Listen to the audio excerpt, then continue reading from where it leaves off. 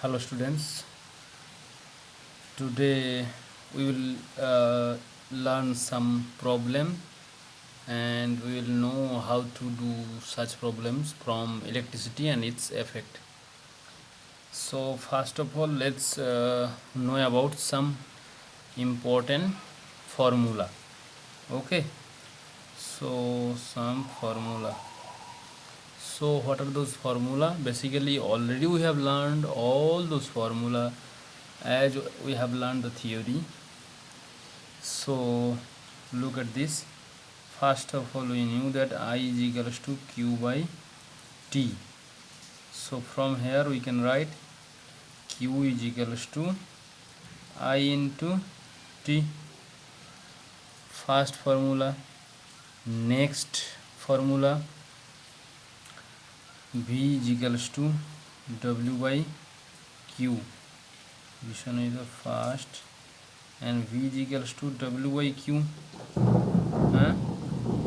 This one is also second formula, and from here we can get W is equals to V into Q.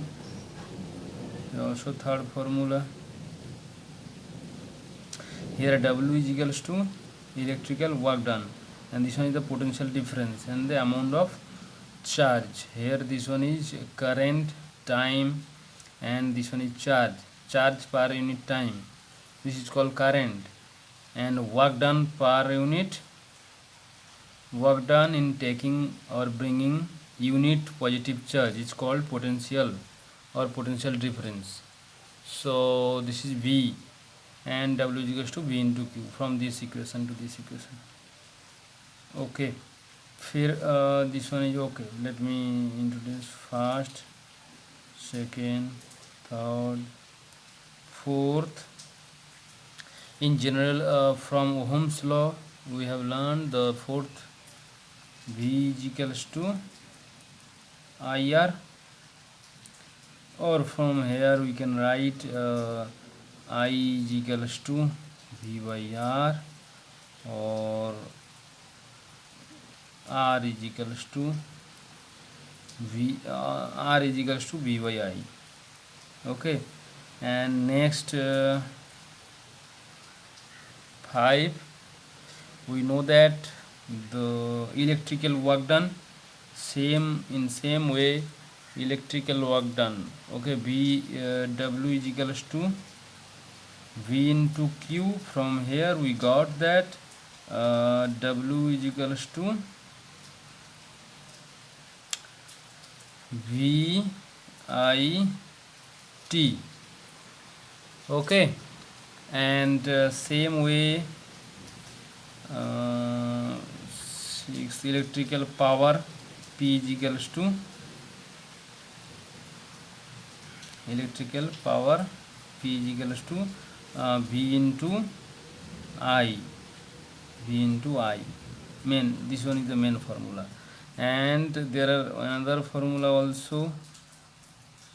P is equals to V square by R, and there are another formula also. P is equals to V, instead of V we will have to put this one IR, then I square R.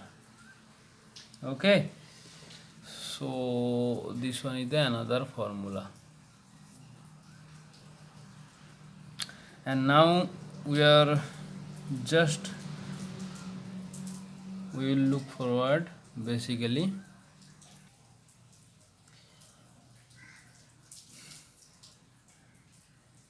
7, W is equals to P into T power into time. It's basically came from P is equals to W by T. Okay, and here one more we have to add, W is equals to V I T, and if we put instead of V I R, then we will get W is equals to I square R T. Okay, so those are the formula, and this W is equals to I square, okay, this W, I mean work done or mechanical electrical work done is equals to I square, here I square RT will give the formula of H, heat produced in a conductor or resistor. Basically heat जब produce होता है तभी ये formula हम use करते हैं। Basically ये work done का फार्मूला भी है और हीट प्रोड्यूस का फार्मूला भी है। वर्क डन का फार्मूला सबके लिए है, लेकिन हीट प्रोड्यूस होगा, ये जो हीट प्रोड्यूस का formula H is equals to I square R T, ये बस उसी के लिए होगा जिसमें ओनली हीट प्रोड्यूस होता है। Okay, I mean H is equals to I square R T तभी यूज होगा जिस डिवाइस में और इंस्ट्रूमेंट में और अप्लायंस में हीट प्रोड्यूस होता है।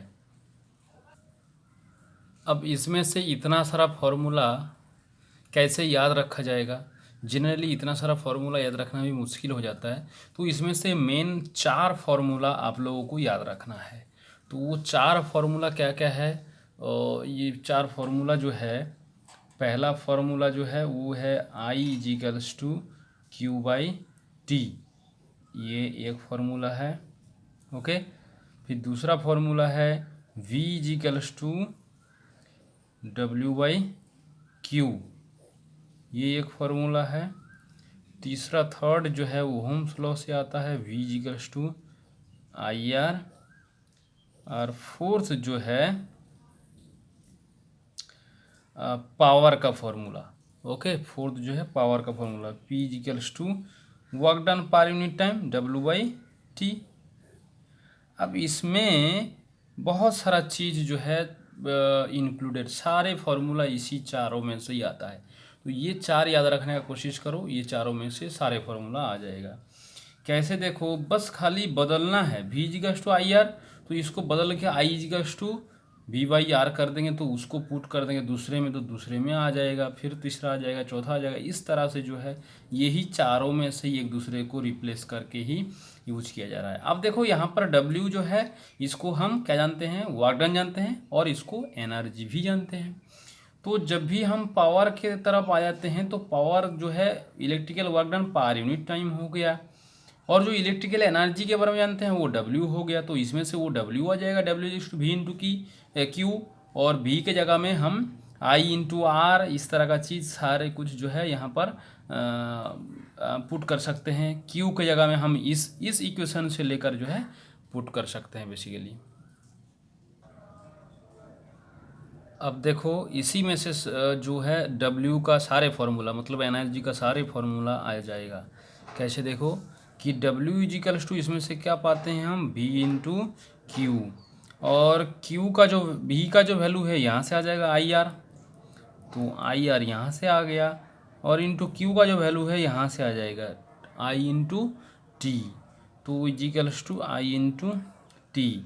बेसिकली इसमें से जो आ गया आई स्क्वायर आर टी, ये एक फार्मूला आ गया, और फिर दूसरा जो फार्मूला इसी से ही आ जाता है, खाली Q का वैल्यू जो है बदल दो।